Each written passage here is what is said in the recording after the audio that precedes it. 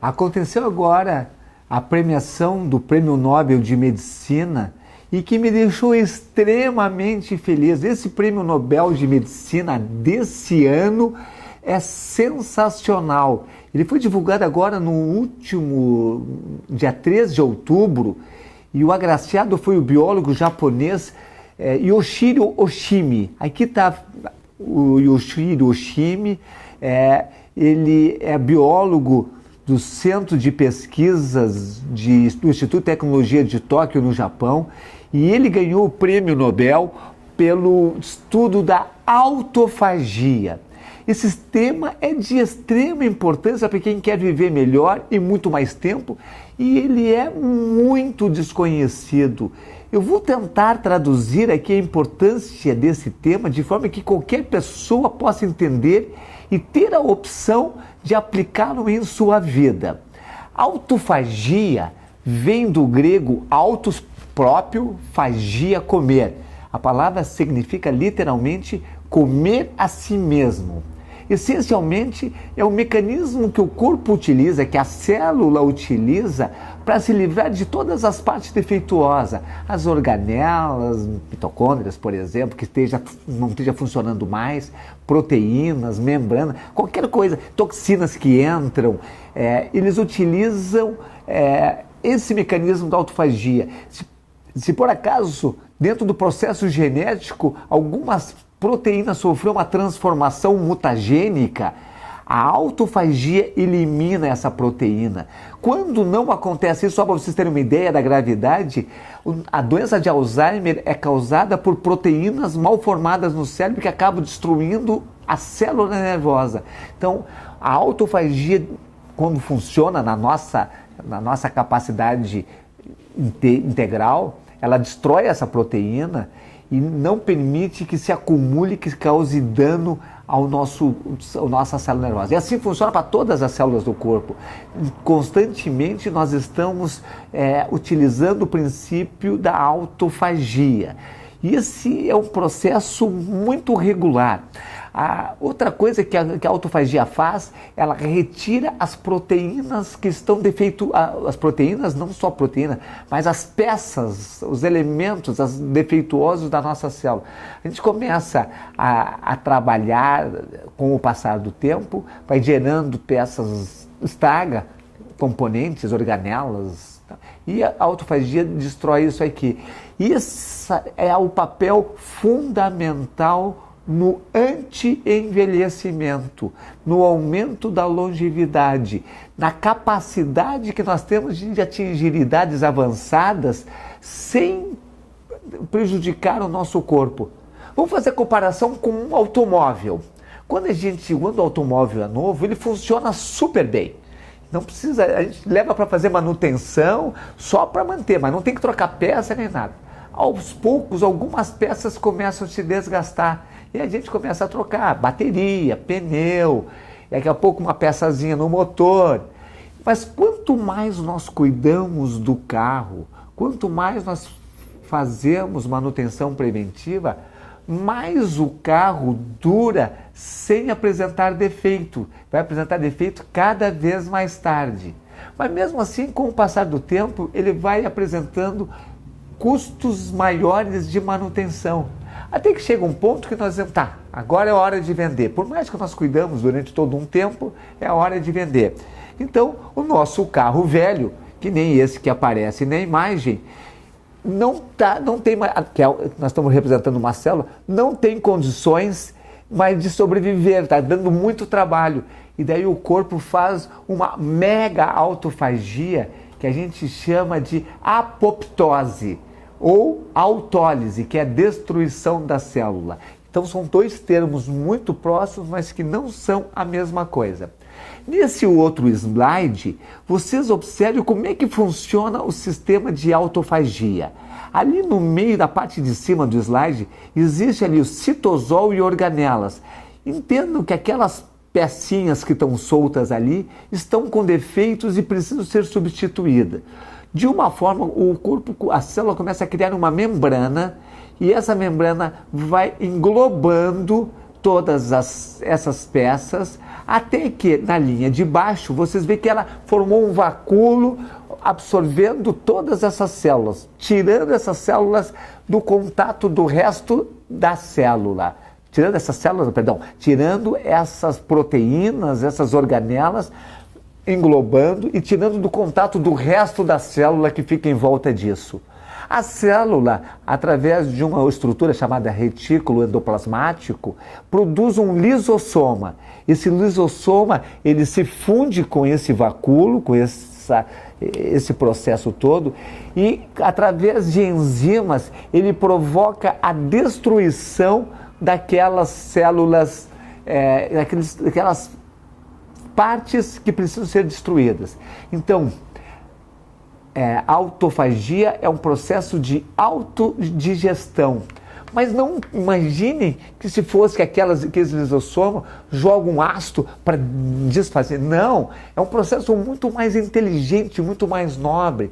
Eles pegam aquilo ali e decompõem em pedaços, como se estivesse fazendo um desmanche do carro nessas oficinas de desmanche, para reaproveitar peças que possam ser reaproveitadas, para transformar de novo aquelas estruturas nos blocos de construção que a gente ingere. Então, por exemplo, vai transformar em aminoácidos essenciais, vai transformar em ácidos graxos essenciais, e assim ele vai disponibilizar para o resto do organismo aquelas partes, mas em blocos de construção. Ou seja, é um processo de reciclagem e um processo inteligentíssimo de reciclagem. Então, a ideia toda é destruir o componente alterado antes que o componente alterado prejudique a célula. Se a célula produz uma proteína mal formada, vai estar sempre a autofagia indo lá. Parkinson, Alzheimer, isso não acontece mais e isso aí acaba destruindo o corpo. Esse processo ele já se conhece desde 1962. O autor que mais estudou isso é o Christian de Duve, que coincidentemente ganhou o Prêmio Nobel de 1974 pela descoberta do lisossomo, que é muito importante agora. O pessoal está de novo relembrando todo o processo do de Groove. O mecanismo de autofagia, ele não está... Agora começa a coisa a ficar complicada. Agora ele não está à disposição o tempo todo. Ele não acontece o tempo todo. Dependendo, ele só acontece quando o corpo entra em risco de sobrevivência por falta de nutriente. É uma coisa muito interessante. Por que o corpo não adota sempre isso? Mas, por exemplo, quando a gente está comendo regularmente, o corpo não sente necessidade de fazer a autofagia. Quando a gente entra num processo de jejum, o que acontece? A célula neurológica não pode ficar sem o alimento, sem os blocos de construção para a sua regeneração. A célula do coração não pode ficar sem alimento. Então, é emitida uma ordem para o cérebro reptiliano providenciar os nutrientes que faltam para o cérebro. E de onde é que ele tira? Da onde menos precisa. E aí que está a beleza da coisa. E aonde ele menos precisa não é o cabelo, não é a unha. São os mucos, são as secreções, são as fibroses, são todas aquelas partes que o corpo não precisa, que estão nos deixando doente. E ele começa por essas partes, depois ele começa a tirar, transformar a gordura, e depois ele vai lá para o fígado, para o rim, e limpa o fígado e o rim de todas as coisas que estão lá, para o fígado, o rim, para a pele, para o intestino funcionar melhor e desintoxicar o corpo. Ele quebra as toxinas, e as toxinas que têm aminoácidos que podem ser utilizadas, elas são utilizadas. Então, para nós desenvolver a autofagia, nós temos que ter a privação dos nutrientes. Eu já trabalho com esse conceito há muito tempo, desde antes do ProSer. Eu já trabalhava com isso utilizando... Porque tinha vários autores que já defendem que ao diminuir o carboidrato faz o corpo entrar em processo de autofagia. E agora que vocês nessa fase que as pessoas já diminuíram bastante o carboidrato, o momento é entrar em jejum. Comecem com um jejum intermitente, que é o jejum aquele que é feito entre 7 da noite até o meio-dia do dia seguinte, para depois entrar em jejum de 1, 2 ou 3 dias.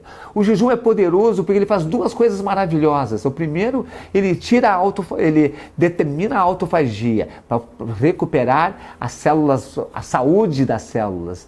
Ao mesmo tempo, ele tira as coisas que não estão funcionando bem e promove o desenvolvimento do hormônio de crescimento. No jejum, a produção de hormônio de crescimento é muito grande. E o hormônio de crescimento vai fazer a regeneração, repondo as células, as partes que foram tiradas. E o que desliga a autofagia? Comendo. Qualquer comidinha, puf, fecha, desligou o processo. E não é só comendo carboidrato. Se comer proteína, desliga a autofagia também. Então, a gordura também desliga. Então, tudo isso nos leva à busca de um equilíbrio.